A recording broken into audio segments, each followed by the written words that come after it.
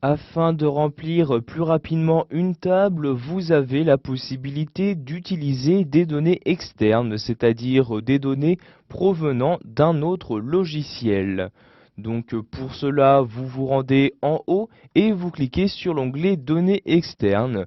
C'est donc dans cet onglet que vous allez pouvoir importer le fichier que vous souhaitez. Donc, comme vous pouvez le voir dans cet onglet, vous avez le choix donc, pour importer un fichier Excel, une table venant d'Access, une base de données, un fichier texte, un fichier XML ou bien d'autres. En cliquant ici sur le plus, vous pouvez voir que vous pouvez également insérer des données provenant d'un document HTML, etc.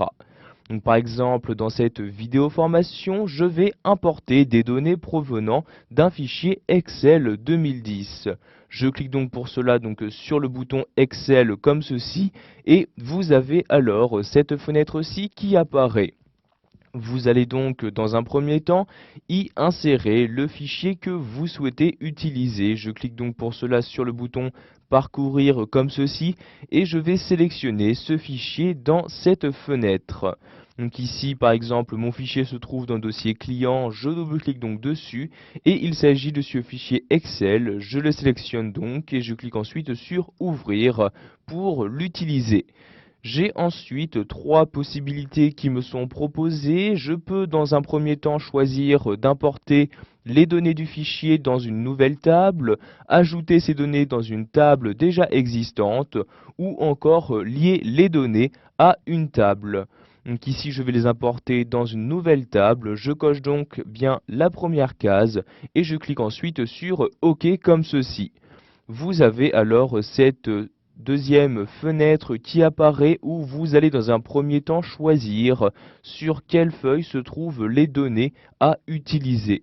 Donc vous avez le choix ici entre les différentes feuilles du document. Donc ici il s'agit de la feuille 1 et vous avez alors ces différentes informations qui apparaissent dans ce tableau. Je clique donc maintenant sur suivant comme ceci. J'ai alors un message qui apparaît. Donc celui-ci me permet de savoir qu'il y a donc des en-têtes de lignes dans mon tableau. Je clique donc sur OK comme ceci et donc je vais maintenant choisir donc si ma première ligne contient des en-têtes de colonnes. Donc ici vous voyez ces différentes informations. Si je choisis de décocher cette case, vous pouvez voir ici que les informations qui sont normalement des en-têtes de colonnes sont directement insérées dans mon tableau. Donc ici, vu qu'il s'agit d'en-tête de colonnes, je coche donc la case correspondante. Je clique ensuite sur OK dans cette fenêtre et je clique ensuite sur Suivant. Vous allez maintenant pouvoir personnaliser les différentes informations sur les différentes colonnes de votre tableau. Vous pouvez par exemple choisir pour chacune des colonnes quel nom de champ vous souhaitez utiliser. Par exemple ici à la place d'identifiant, je vais saisir tout simplement ID comme ceci. Donc vous modifiez de cette manière les différentes informations. Par exemple ici à place de total achat, je souhaite juste mettre le mot achat comme nom de champ. Je clique donc dans la colonne et j'ai donc les différentes informations qui apparaissent. Donc ici je vais tout simplement mettre achat comme ceci. Vous pouvez également choisir pour chacune des colonnes si vous souhaitez l'indexer ou non. Donc en cliquant sur la flèche, vous sélectionnez ce que vous souhaitez faire. Donc ici, je ne vais pas l'indexer, je clique donc sur non. Et enfin, vous allez choisir donc le type de données à utiliser.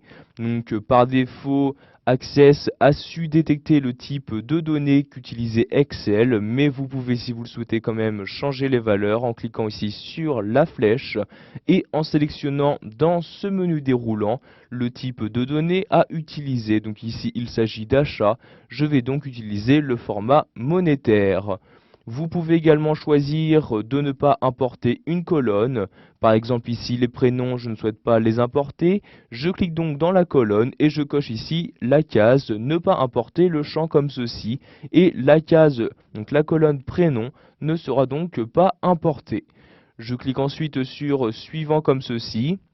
Vous avez donc dans cette étape maintenant la possibilité de sélectionner une clé primaire. Donc vous pouvez soit laisser Access l'ajouter pour vous, donc vous pouvez voir ici une nouvelle colonne apparaître, mais par exemple ici je dispose déjà d'une colonne identifiant, je vais donc l'utiliser en tant que clé primaire.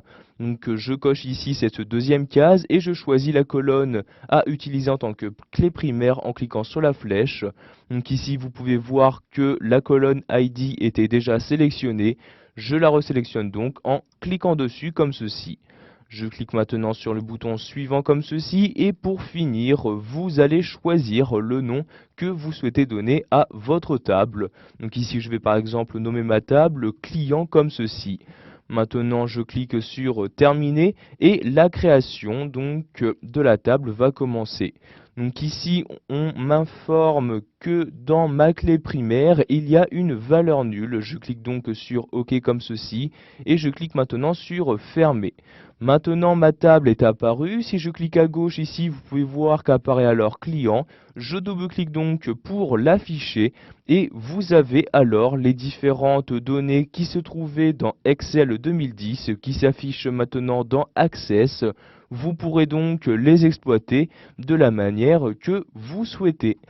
Voilà, vous avez maintenant la possibilité d'utiliser des données provenant d'un autre fichier dans Access 2010.